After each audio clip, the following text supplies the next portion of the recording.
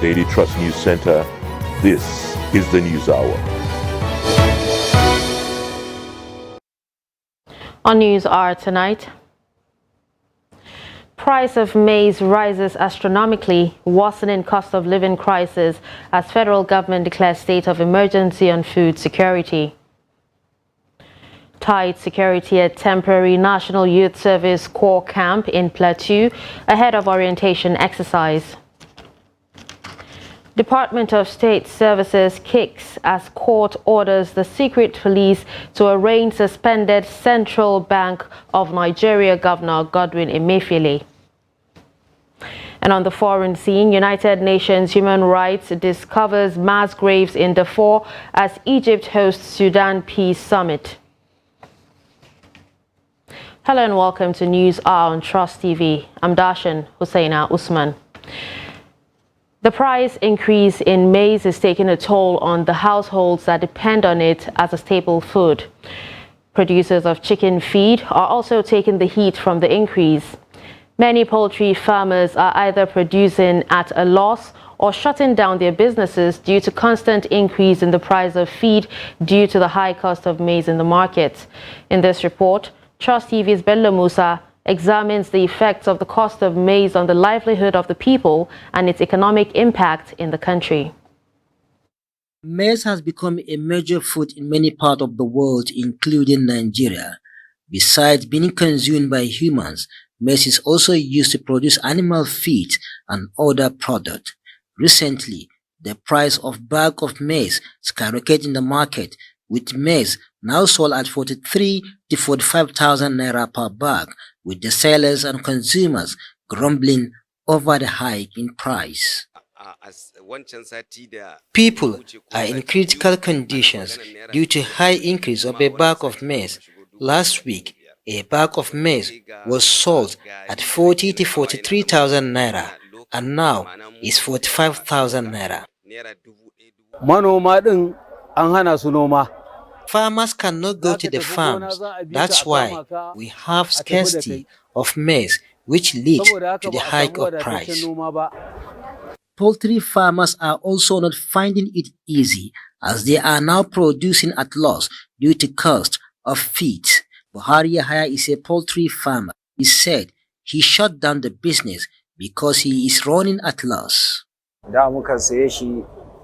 The price of feed is high and I have been running at loss. Therefore, I had to shut down my poultry. Maize is a major ingredient used for the production of poultry feed due to its high energy value. However, the persistent hike in the price of maize made the price of feed to keep rising, and it's also affecting production of feed in Kaduna State. People are no longer coming to me feed like before, and this insecurity, a lot of big farms that in this Abuja road, that in this Abuja road side, they have closed and they are the major customers. Subsidy, they remove subsidy. The price, the transportation sector. Everything in Nigeria is based on transportation. On the part of maize farmers, insecurity, cost of fertilizer, and disease are some of the factors responsible for the scarce of maize, which also resulted to persistent increase in the price of a bag of maize. In the past, we bought a bag at 4,000 to 6,000 naira, but now it is sold at 22,000 to 28,000 naira. And if you don't apply enough pesticide, disease will destroy your crops. We had to abandon our farm in the forest due to kidnapping, and I am afraid to go there. That is why I am cultivating this farm on the roadside. The numbers of farmers producing maize cannot meet the demand on maize.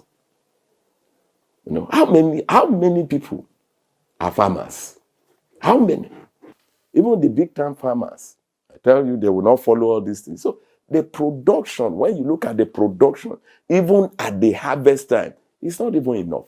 As the harvest of maize is months away from now, The price of maize is still increasing.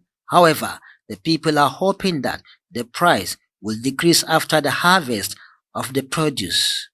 Bella Musa, Trust TV News, Kaduna.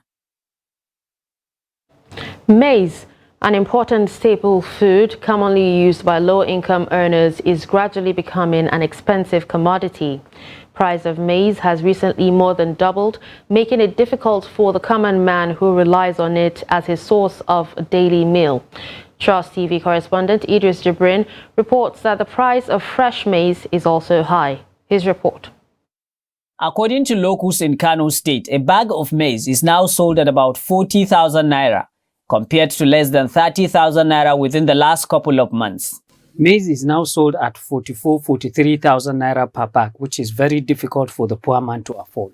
Dawanau International Market is known to be the largest grain market in Africa, where maize is traded in large volume. Authorities here say the high cost of fertilizer, increase in fuel price, which significantly affect transportation fees, are some of the challenges responsible for the current price hike. Food crops is now getting a little bit hard because there is a shortage along the way in one way or the other. When it comes to the exported commodity that we're exporting outside, definitely the Forex has to determine the rate. Most of the domestic foods, that means that food crops that are related to the export now is getting a little bit high, and invariably the other side of it about the export quantity is getting lower, but the price is getting down due to the level of the forex. Obviously, people have to look for alternative in fresh maize, which is less expensive compared to dry one. But not this year, according to most people trading in fresh maize. Yes, discount this year is very cost. This year. Last year, by this time, we buy 16, 17. This year, we are buying 22,000, 23, 25. In Karpi, hundreds of people are gathered here on daily basis to buy fresh maize, either for roasting or made it to dry before use. However, locals here say even the fresh one is becoming too expensive to afford. The corn is too costly, and they are not leaving it to dry for farm. They go bring it to watering. We will the buyer. We go then suffer for if we don't finish, no market. Where the dry one? No, we can't roll the dry one.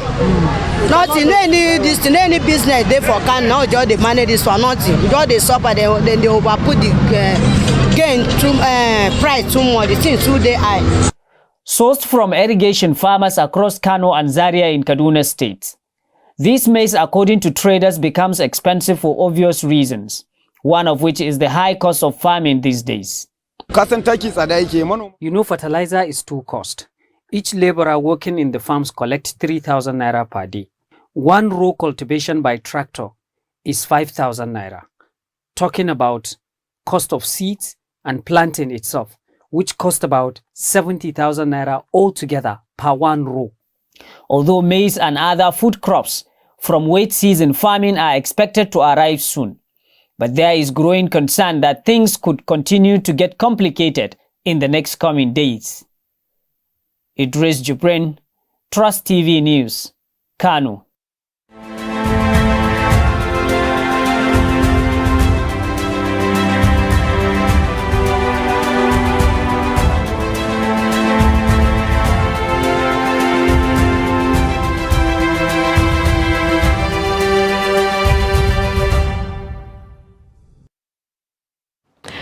The President has declared a state of emergency on food security, which places all matters pertaining to availability and affordability of food and water as essential livelihood items within the purview of the National Security Council.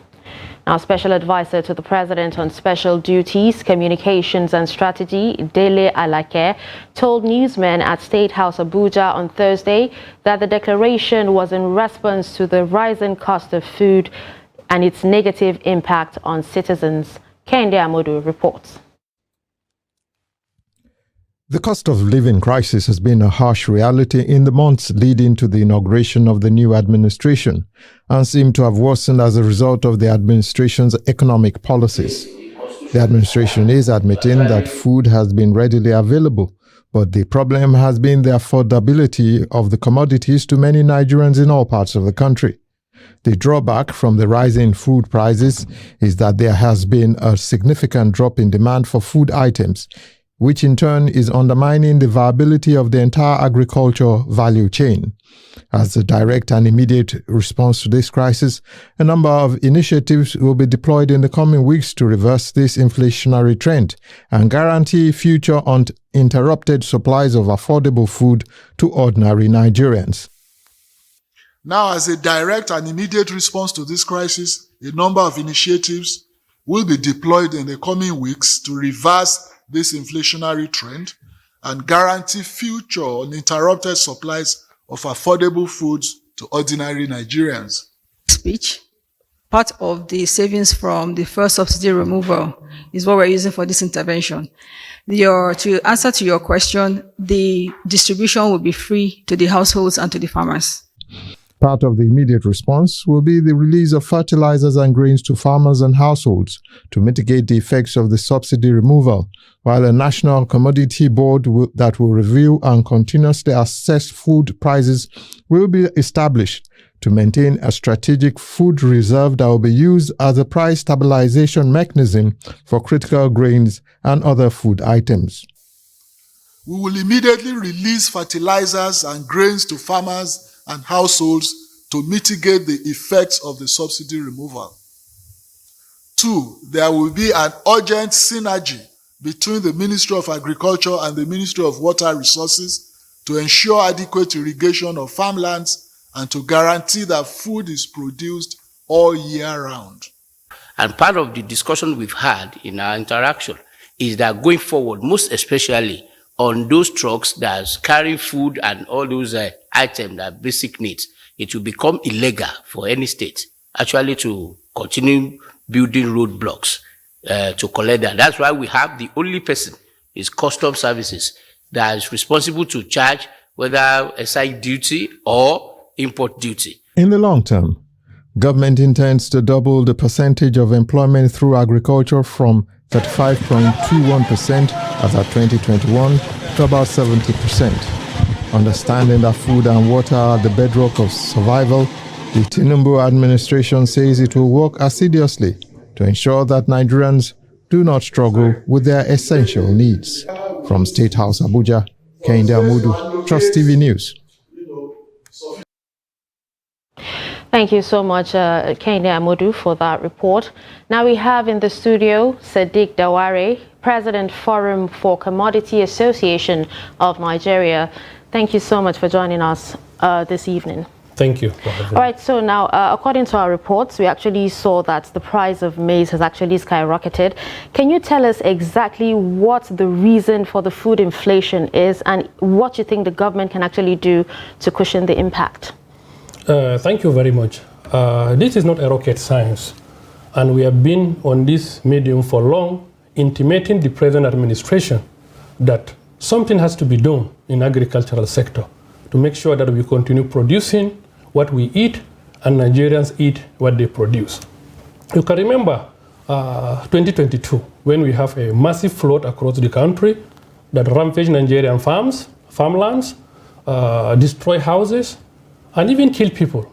We have made a clarion call to the then administration of General Buhari that there is need for them to immediately support those Nigerian farmers who lost their means of livelihood. Remember, a larger percentage of farmers that are producing in Nigeria are smallholder farmers. And whenever they encounter a loss, it is only government that can come out and caution that effect. I'm happy that His Excellency the President, Senator Bola Ahmed Tinubu, has come out with stabilization component to support Nigerian food security.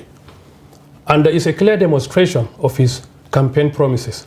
And we believe in no distant time, we will start seeing changes. But however, prices of commodities such as rice, maize, is as the result of high cost of agro inputs. The time that we were selling a bag of maize at 15,000 naira, a bag of fertilizer, 50 kg, is sold at 7,500, 7,400. So it's not a magic. It's a translation of what farmer use as his input. It has to be translated as output. And that is what it means as a business. All right, so now talking about, the state of emergency that was declared by the president and, all the remedial actions that has actually been put in place, do you think this will actually go far enough? I'm sure. His Excellency, the President, is an experienced somebody. He did it before, and we are sure that he can be able to get it right. But my advice is that issue of Nigerian food security is much more than Federal Ministry of Agriculture. It's much more than Ministry of Water Resources. I think he should domicile the action he have taken rightly in his office and have periodic supervision of what is happening. That is the only way we can get out of this maze. Nigerians have suffered too much, Nigerian farmers have suffered too much, and it has reflected on Nigerians' means of livelihood. A farmer that is collecting 18,000 naira as a minimum wage will go to the market and buy what? So the only way we can get out of this maze is a demonstration by His Excellency the President, bring out some stabilization component so that it can support agriculture. We are happy, we have trust and confidence in him, and we believe that something positive will come out. All right, thank you so much, Mr. Dawari, for joining us on News Hour this evening. Thank you very much. All right, so that was Mr. Sadiq Dawari, his president, Forum for Commodity Association of Nigeria.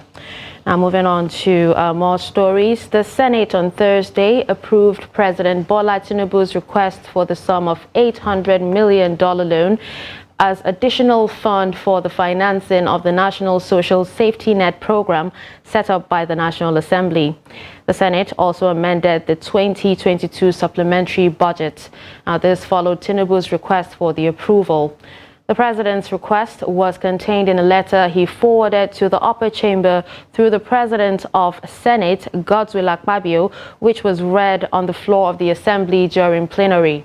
Tinubu explained that the Federal Executive Council, led by ex-President Muhammadu Buhari, had approved an additional loan facility to the tune of $800 million to be secured from the World Bank to finance the Social Safety Net program. The president noted further that the purpose of the facility was to expand coverage of shock-responsive safety net supports for all and vulnerable Nigerians to meet the cost of their basic needs. After reading the letter, the president of the Senate referred the letter to the Committee of a Whole for further legislative action. Now, the committee, upon deliberation, amended the 2022 supplementary budget and approved Tinubu's request. The Senate confirmed the appointment of Chief of Defense Staff and Service Chiefs forwarded to it by President Bola Ahmed Tinubu. The president of the Senate, Godswill Akpabio, who announced the confirmation after about 3 hours closed door on Thursday, said that the nominees answered questions on national security and strategies to tackle insecurity across the country. The president had, in a letter read on Monday on the floor of the Senate, requested that the Red Chamber confirm the service chiefs. CG Musa, Major General, is hereby confirmed as Chief of Defense Staff. Distinguished colleagues, will the Senate confirm the nomination of Major General T.A. Lagbaja as Chief of Army Staff? Those in favor say aye. Aye. Those against say nay. The ayes have it. Major General T.A. Lagbaja is hereby confirmed as the Chief of Army Staff. Distinguished colleagues, will the Senate confirm the nomination of Rear Admiral Emmanuel Ikechukwu Ogala as Chief of Naval Staff? Those in favor say aye. Aye. Those against say nay. The ayes have it. Rear Admiral Emmanuel Ikechukwu Ogala is hereby confirmed as Chief of Naval Staff. Distinguished colleagues, will the Senate confirm the nomination of Air Vice Marshal H.B. Abubakar as Chief of Air Staff? Those in favor say aye. Aye. Those against say nay. The ayes have it. Air Vice Marshal H.B. Abubakar is hereby confirmed as Chief of Air Staff. Following the relocation of the National Youth Service Corps camp from its permanent site in Mangu local government area to a temporary site located at Waye Foundation in Jos South, Plateau State, security has been tightened around the temporary camp to ensure smooth conduct of orientation exercise billed to commence on Friday. The deployment of security personnel to the area is informed by the recent security challenges in some parts of the state, which has claimed hundreds of lives. Ado Musa completes the report. The NYSC in the state announced the relocation of the camp 5 days to the commencement of the orientation exercises for the Batch B Stream 1 co-members following security threat in Mangu, where the permanent site is located. Prospective co-members have started arriving the temporary camp for the orientation, with security personnel including soldiers and police stationed around the camp to ensure the safety of the co-members. NYSC State Coordinator Esther Ekupolat explained the preparation of the scheme for the new co-members amid the security challenges in the state. You know, our permanent orientation is at Mangu, and we love the place so much. It's a beautiful place that has all our facilities in place, you know, well built for us by the state government. But in view of the prevalent security concerns around Mangu, we had to find our way to this place. The coordinator also called on parents to allow their children to attend the 3 weeks orientation exercises as their safety is guaranteed. The preparation has been going on before now. You know, anytime we're expecting co-members, we try to put up a lot of things. And one of the major things that we put in place is the security of the co-members. We ensure that the environment the co-members are going to is well secured. The state coordinator, however, hoped that with the support and cooperation from the state government and security agencies in the state, the 3 weeks orientation activities will be carried out smoothly. Ado Musa, Trust TV News, Jos. Moving on to security, district heads and communities in Zamfara State have been told to form groups that will protect their communities when there is a distress call before the arrival of troops to the troubled scene of bandits' attack. The General Officer commanding 8th Division of the Nigerian Army, Sokoto, Major General Godwin Mutkut, gave the advice while speaking to newsmen in Gusau, the state capital, shortly after the inauguration of the Regimental Sergeant Major RSM house at the Gusau cantonment. The report. The General Officer commanding Division 8 of the Nigerian Army, Sokoto, says the troops have been going to troubled places like Zurmi, Shinkafi, Tsafe, Dansado, and other troubled areas in Zamfara State in spite of the rainy season dislodging terrorists from their hideouts.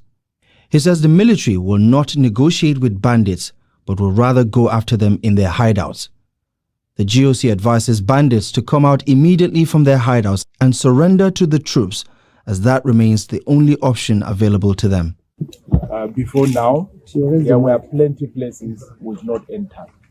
But as it is now, despite the rain, we are going to places that the bandits ab initio believe we don't have the means of entering those places. There are places surrounding the whole of this Zamfara.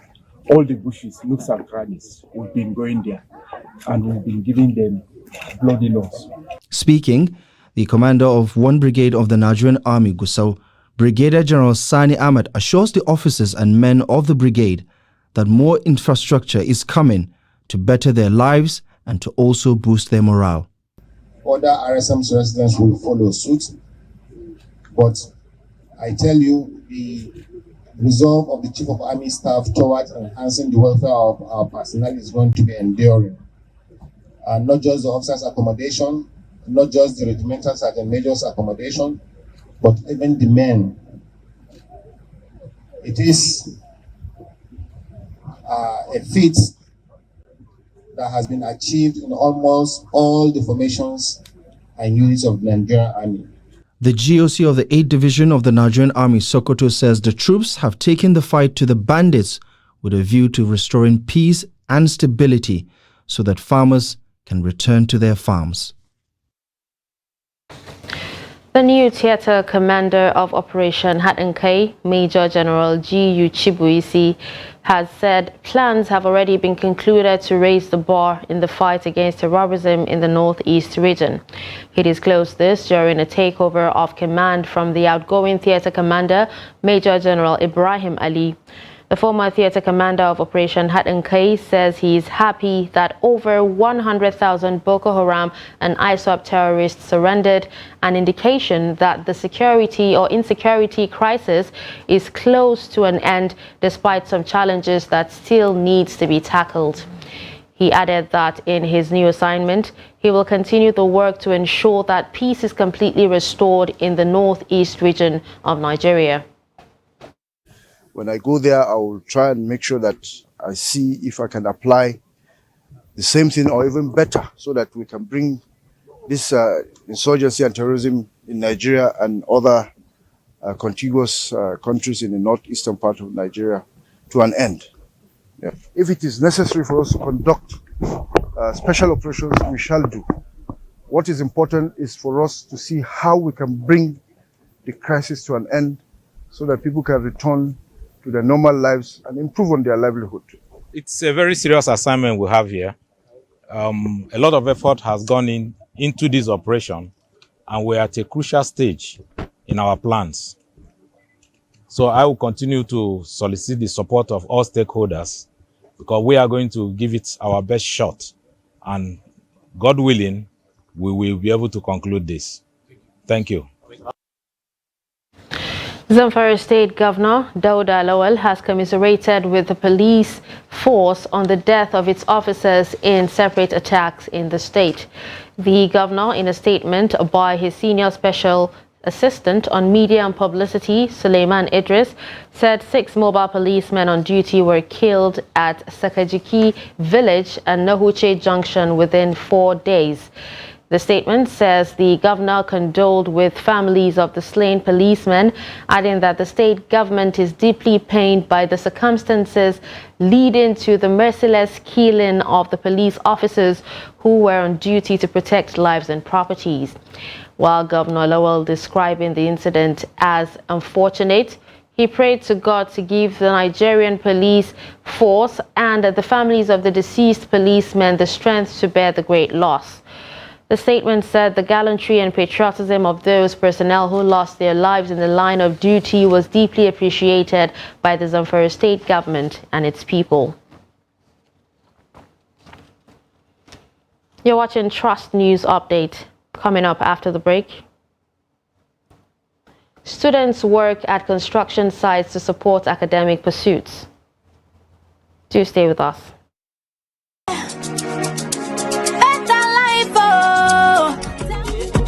That's right. You too could be one of the 20 Zenith Bank customers that will win 150,000 Naira every 2 weeks from June 1st, 2023 until May 31st, 2024 in the Zenith Better Life Promo 3. To qualify, simply open a Zenith Bank account. For more information, visit www.zenithbank.com/betterlife. Live the better life with Zenith Bank. Sounds like you are disappointed with the current lot. We are outside me and you. Regardless, we could have done better. That you don't have to sacrifice your conviction. We cannot settle for what is bad. I sacked a governor because of misappropriating 300,000 Naira. The clamor by the SSC was a unitary form of government. This doesn't go well with Savannah. So when we said we wanted self-government for Nigerian entities, so you count me out. What you call goal, aims and directives. But the issue of joining politics simply because you want to be given job or to be given contract. Removing the assumptions, the foundations of their fears, and at the end of it, each and every one of them thinks he's oppressed. I was posted to Guachuku. My job was to go from community to community, educating the people how to improve themselves. Government will come to help you.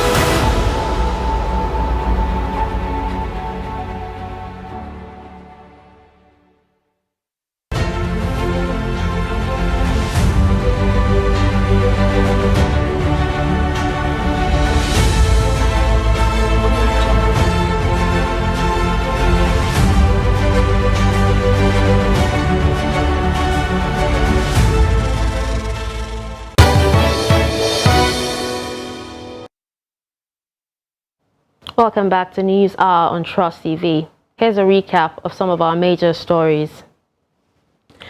We told you that price of maize rise astronomically, worsening cost of living crisis as federal government declares state of emergency on food security.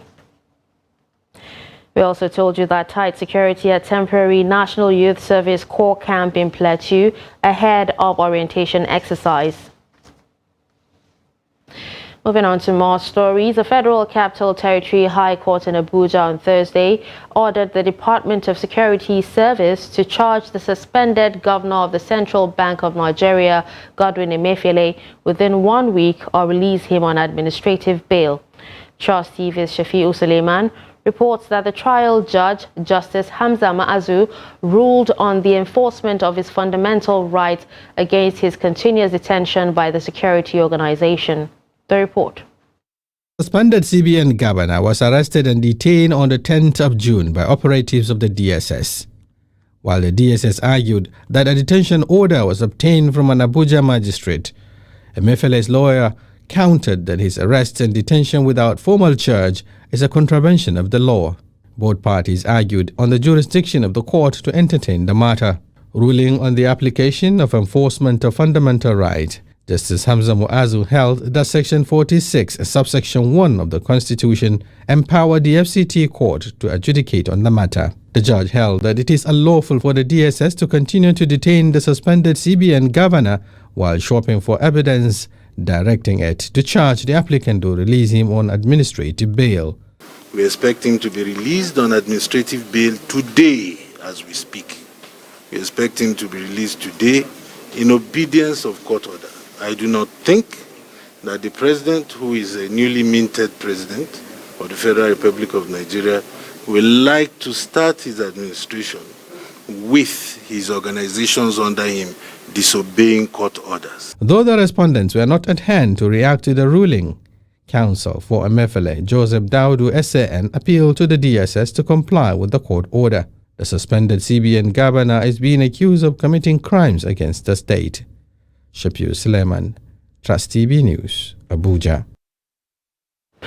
The Department of State Services says it has complied with the order of a High Court of the Federal Capital Territory, which directed it to charge the embattled former governor of Central Bank of Nigeria, Godwin Emefiele. The secret police explained that it has never conducted its dealings without following laws of the land, saying it had earlier in 2022 applied for a court order to detain him in respect of a criminal investigation. DSS spokesman Peter Afunanya confirmed that Emefiele has been charged to court in compliance with the court order. A federal high court in Abuja has again refused the request of the self-acclaimed leader of the outlawed indigenous people of Biafra, Nnamdi Kanu, to wear the Igbo traditional attire, Isiagu, while in custody. Justice James Omotosho, while delivering judgment on Thursday, held that Kanu's application lacked merit and consequently refused it. The court stated that the denial of wearing the Igbo traditional attire does not amount to a violation of human rights as alleged by the applicant. According to the court, the IPOB leader has failed to prove his assertion to be granted the reliefs he sought in his suit. Justice Omotosho said there is nothing on record before the court to show that he was discriminated against or that other inmates enjoyed any form of privileges or rights than the applicant. In his fundamental human rights enforcement suit filed by his counsel, Maxwell Okpara, Kanu had prayed the court for a declaration that the DSS, while carrying out their lawful duties, are bound to respect the fundamental rights of citizens. The respondents, Director General of the DSS and AGF, in their counter affidavits had averred that they have not in any way breached the constitutional rights of Kanu. They held that Justice Binta Nyako, before whom Kanu is standing trial for treasonable felony, had barred Kanu from wearing the Igbo traditional outfits, adding that granting the request would amount to promoting a terrorist cause for which he is being held. Residents of some communities in the Olodo area of Ibadan have sent a Save Our Soul message to the Oyo State government. This is because the only available bridge connecting Araromi with other neighboring communities has been cut off, resulting to negative impact on economic activities in the area. The report. The only link bridge connecting Araromi and 6 other communities has been cut off by flooding more than 10 years ago. These residents claim that their locations in the Egbeda local government area of Oyo State have suffered more than a decade of neglect and untold hardship. Government's continued neglect, they say, that paralyzed economic activities, and they want all concerned authorities to come to the rescue. It's a big challenge to us. It got to a stage that when there is heavy rain, some of us will stay outside for 2 or 3 days for the river to subsidize before we get to our various houses. We have been calling on the state government. The local government is aware, and likewise Ibadan Urban Flood Management. They are already, all these bodies are already aware of what we are facing here. We've suffered a lot, and we've done a lot. Going to the secretariat, contacting the government, and so on. Even Engineer Seyi Makinde came here in 2021 with his people. And up to now, nothing has been done physically. Maybe paperwork has gone. In recent past, residents had restored to self-help and had constructed this pedestrian bridge. But even this effort has not gone far enough. Many residents have therefore fled the locality for safer climes. We want the government to help us to do the bridge in time. They have been coming since. We have not seen the impact from them. Full to this place, and it affects my house. So all the blocks we used to do the gutter, they have breaking it. They just are repairing it now. Araromi is also plushed by a poor road network, lack of electricity supply, and absence of potable drinking water. A lot of lands has gone and properties because rain will not fall, but you just see water, unexpected places. Where it is come to this area, we don't know. There's no way we can do it. All of us, we are parking here. There's no way to go up to go down to our residence. So we normally park here. So in security aspect, we don't have any security. We don't have anybody to put there to secure our vehicle. For life to return to normal, these Nigerians feel that the government must create a conducive environment where these residents can achieve their full potential. For now, residents of Araromi continue to wait on government, but their patience is fast running out. End. Operatives of the Zonal Command of the Economic and Financial Crimes Commission have arrested 13 Chinese nationals over offences bordering on illegal mining activities in Ilorin, Kwara State. The offence is contrary to and punishable under Sections 1, Subsection 8b of the Miscellaneous Offences Act Cap M17, 1983. The suspects, comprising of a female and 12 males, were arrested at the government-reserved area Ilorin following credible intelligence about their activities, which includes but not limited to illegal mining and non-payment of royalties to the federal government as required by law. Briefing newsmen, the Ilorin Zonal Head Office of EFCC, Michael Nzekwe, said prior to their arrest, discreet investigations on the activities of illegal mining operators in Kwara State revealed that the operators have different illegal mining sites in almost all the 16 local government areas of the state. The suspects were arrested at a house near their office for illegal production of marbles and were arrested. We arrested some illegal miners, some Chinese national. We got some credible intelligence, and then we've been on surveillance for a while, and then we were able to move in, and then we have them with us. And we are ensuring that the due processes of the law is followed by creation of law, so we follow strictly the law.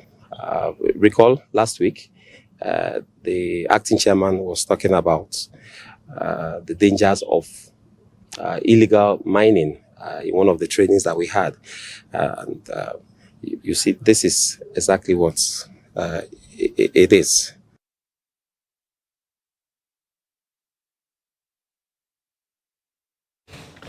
President Bola Tinubu on Wednesday sent 500 billion naira proposal to the legislature for approval to be distributed as palliative to cushion the hardship of vulnerable Nigerians. Benue residents advised the federal government not to adopt the Sure P and COVID-19 templates to disburse the funds. Jimmy Adzande has the report. In Benue, residents appreciate the president for the steps so far taken, but charge the government to ensure that the targeted poor groups get the palliative intervention. Government can decide 60% of these monies be given to women in business. Not women who supported APC, not women who supported PDP, but women who already have identified within themselves that they have a trade. We've collected a lot of data in Nigeria. You can remember the last rapid response exercise that was done in Nigeria. I supervised Plateau North Senatorial District. We validated the beneficiaries, those that were genuine, those that had multiple who wanted to cheat the system. We weeded them out completely. And then at the end, the real and genuine beneficiaries got the payments done to them. Some said the palliative should be targeted at institutions and not individuals. So, by and large, we hope to see an institutional-based mechanism where the transport system will be taken care of, the educational system will be taken care of, the household support in terms of putting in place avenues where people can afford basic goods will be put in place. I think that if that is done, we will not have the scenario we had in the past. Others specified that the palliative should not be monetized but targeted at social infrastructure. Fees of the poor, you can make some level of education free, primary and secondary. This is carry that money, invest it in those places, not saying you want to do transfer. You know, how much would it go? How long will it go? You have a country of 133 people that are extremely poor. So 500 billion would be nothing. How long are you going to do it every month? Are you going to do it annually? How are you going to do it? So it's not, for me, getting that money as palliative is a good thing, yes, but don't do that. Don't do that as cash transfer as I suspect they want to do. Invest in infrastructure, in transportation, in railway, and then offset some school fees of some people. The president told the visiting 1999 governors in the villa on Wednesday that the living conditions of Nigerians will improve once the palliative is distributed. Jimmy Azandi, Trust TV News, Makurdi. In order to attain their full potential, Nigerian youths have been urged to invest in self-development in order to imbibe leadership skills. The advice comes as youths in the Federal Capital Territory met to take stock of how many young persons emerged out of the 2023 elections with elective positions. Habibat Ajayi has more to it. Despite the clamor for involvement of youth in governance, the numbers of young people saddled with the burden of decision-making still remains below par. In recent years, initiatives like Not Too Young to Run movement have increased numbers of youths that have clinched elective positions, but numbers from the last elections show that there is still a long way to go. To this end, the National Association of Nigerian Students, NAS, says it is ready to channel the energy and bright minds of its members for national development. If we include youth participation in governance, which has to do with both National Executive Council and all of that, of course, it will curb and settle some of the challenges that we are facing as far as this country is concerned. It runs in the Nigerian vein that they are always prepared, but the atmosphere is what is keeping them apart from the reality. We are always prepared to give our best if we are given a conducive environment to operate. However, the key to effective representation is for young people to acquire necessary skills to aspire at the leadership positions. Young people should take control of their destiny. They should participate in politics the same way Barack Obama did in America, at community level, at local government level, at whatever level, from student unionism to basic community, and they will take over this country. That is basically it. Politics is not dirty. What I would encourage the youth is, first of all, to have integrity in their values and ask not what their country can do for them, but what they can do for the country, and hold government to account. You know, participate in politics. The door has been flung open. Not too young to run or to act or be somebody in it. But it's just not about looking for political portfolios alone. I think this country deserves more from the ingenuity and the resource of young people. Also, stakeholders laid emphasis on the importance of constructive educational structure that will strive of maximum productivity of the youths. Students are the youth, and the youth are the leaders of tomorrow. And for students to be able to perform that responsibility of being the leaders of tomorrow, we have to prepare them today. And the preparation, part of the preparation, is the fact that you are students. When the Aluta anthem was being sung, you learned that they said education must be free. So instead of this student loan, why not give us a free and compulsory education? If you cannot afford that, give us a cheap and affordable education. That is the one demand we will always keep demanding. In the final analysis, youth have been urged to focus on the goal rather than concentrate on misconduct of leaders. Abibat Ajayi, Trust TV, Abuja. The House of Representatives has mandated its yet-to-be-constituted Committee on Pilgrims' Affairs to conduct a detailed investigation into the several anomalies that emanated from the recently concluded 2023 Hajj exercise. This followed adoption of a motion by a member from Oyo State, Stanley Olajide, at Thursday's plenary. The lawmaker stated that Nigerian pilgrims were subjected to untold hardships during the 2023 Hajj exercise, from the inability of some airlines to airlift pilgrims due to lack of aircraft, as well as inadequate tent during pilgrims' stay in Mina and Arafat. Other problems, according to him, include substandard tents with unhealthy living conditions and environment, lack of proper medical attention to pilgrims in cases of emergency, and lack of proper transportation logistics for Nigerian pilgrims. Further note that the VIP pilgrims were made to pay $5,000 US, 8,000 riyals, for 18,000 riyals for VIP tents. And despite this exorbitant amount, Mr. Speaker, pilgrims were stranded while others got tents of lesser value that they paid for.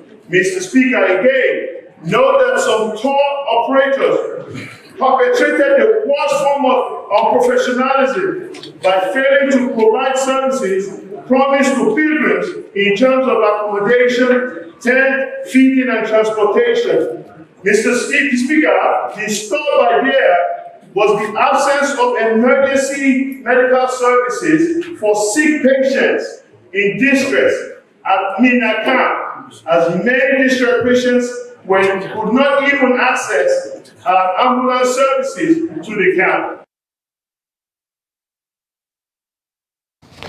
Adopting the motion, the House also mandated the Committee on Legislative Compliance, when constituted, to ensure implementation.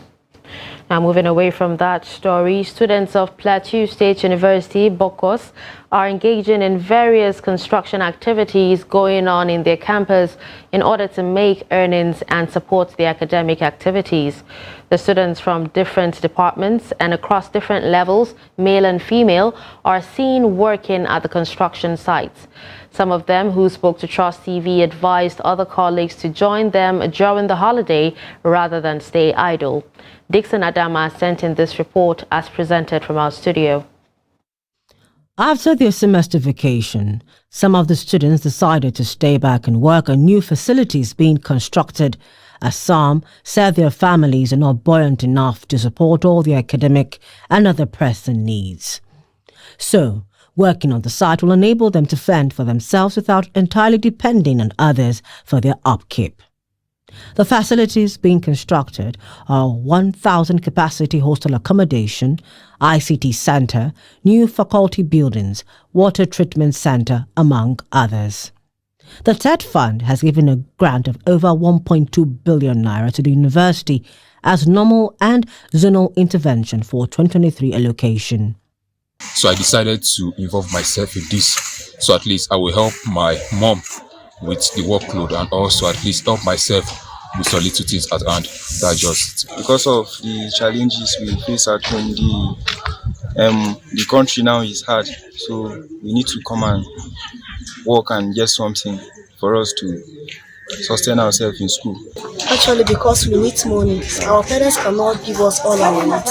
So we are using this money to buy some things that our parents cannot provide for us. Most of us, we're the one paying our fees and maybe feeding ourselves here in school. And then, life is not actually easy, but you have to do it because you are aiming at somewhere. Reacting, the University Vice-Chancellor, Professor Bernard Matter, said though many of the students are working on site to earn money, others are, however, doing it as part of the entrepreneurship class, especially those in building department. He, however, said that regardless of the category, any student involved in the construction works still get stipends. So we have already set up the Entrepreneur Study Center. This Entrepreneur Study Center provides the students opportunity to study in the class and also go out and practicalize what they have learned. So we have introduced Department of Building already, which is a new program in the university. And it will interest you to know that the majority of our students are builders. So that's why students are on break. They decided to stay back so that they can now put in that skill they are learning from the class to practical. The Vice-Chancellor also explained that the institution will soon commence new programs as well as postgraduate programs with 4 additional faculties. All right, with this, we'll move to business update.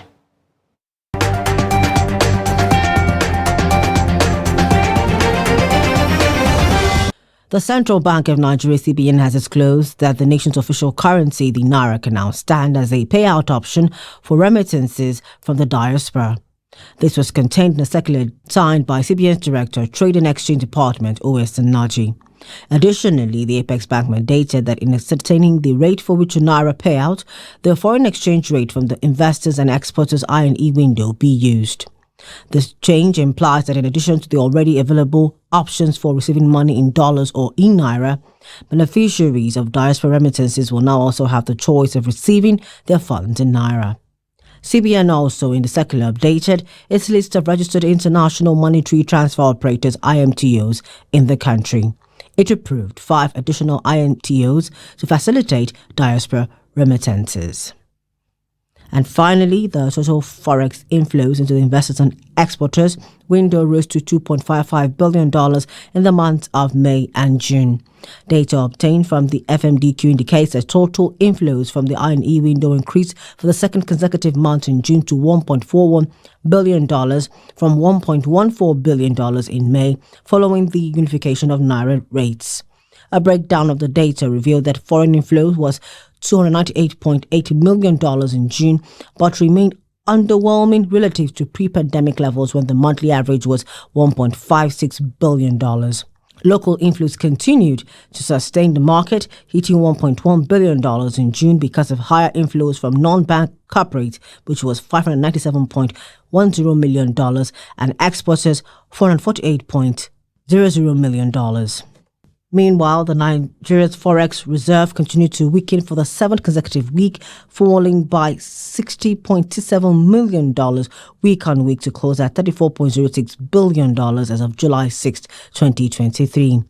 The improvement in FX inflows have been attributed to the recent exchange rate unification move of the CBN. And that's it on Business News. I am Chiamaka Nwafo.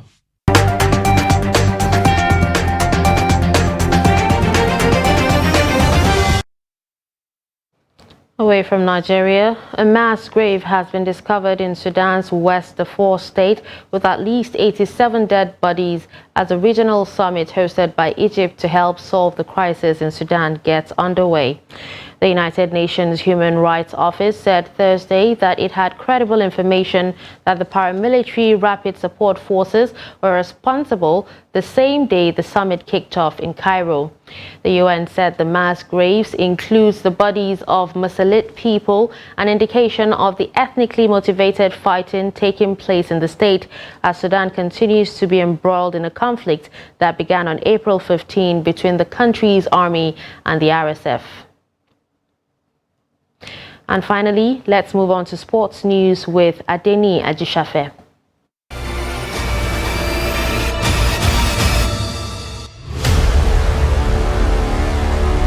Nigerian Tennis Federation has announced the list of players that will represent Nigeria in the forthcoming 2023 Davis Cup Africa Group 4 Championship in Kigali Ecology Tennis Club, Kigali, Rwanda.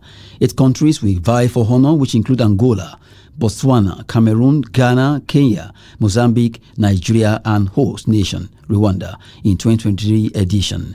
The team will be divided into 2 pools with 4 teams in each in a round-robin format for 3 days.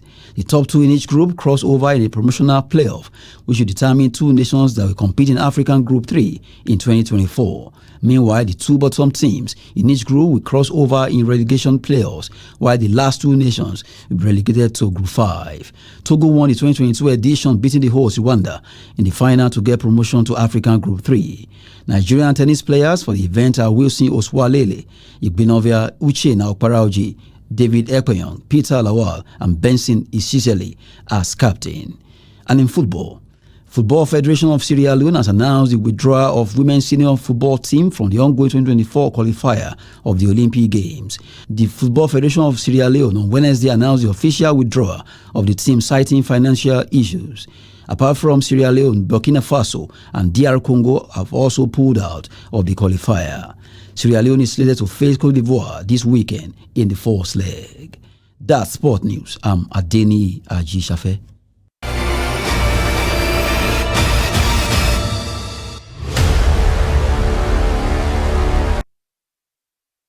And with that, we've come to the end of News Hour on Trust TV.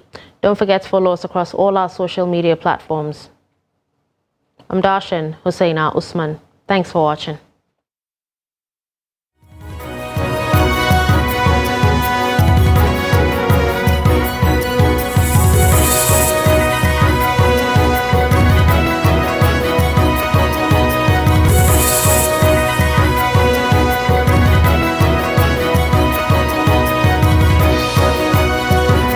From the Daily Trust News Center, this is the News Hour.